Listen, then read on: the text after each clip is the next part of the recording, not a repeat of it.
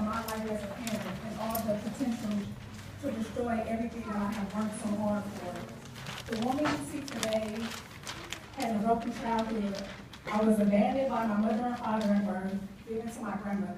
I am one of 19 children from both my mother and father's side. As far as I can remember, Granny was the sole provider for me and my brother. Both my father and my mother were addicted to drugs and were not able to care for us. I don't blame them. I know they did the best they could do to provide us. Giving me up to Granny was the best choice they could have made. Growing up and going to our local public schools was a difficult experience. I was often bullied, tormented by other kids who knew where I come from. I felt ashamed and angry at my parents for not defending me or not celebrating my successes. I would be made fun of.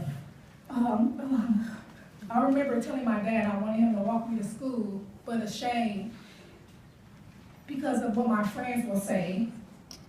They will see him as an addict instead of the man he was. He was my father. I still loved him even though it hurted.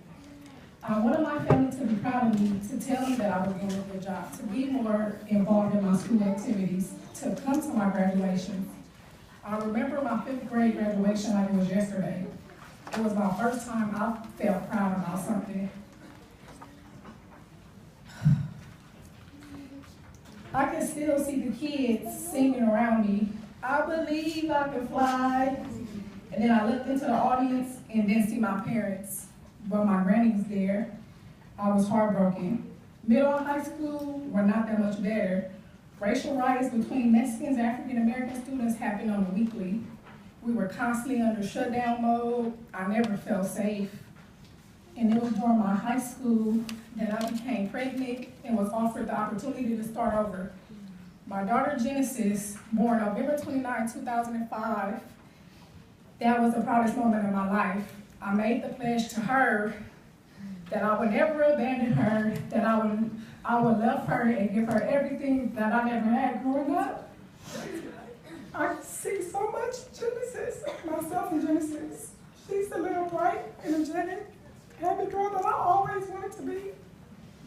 I have made it my duty to provide her with the love and happiness that no other person besides my granny gave me. Genesis and I came to the new city in 2010. We enrolled her in kindergarten. I knew the first moment we stepped inside the school that this was the place for us. The school welcomed us with open arms and made us truly feel important. The teachers, parents, and staff became our family members, our support system. I found myself growing as a mother because I could look to other parents for support.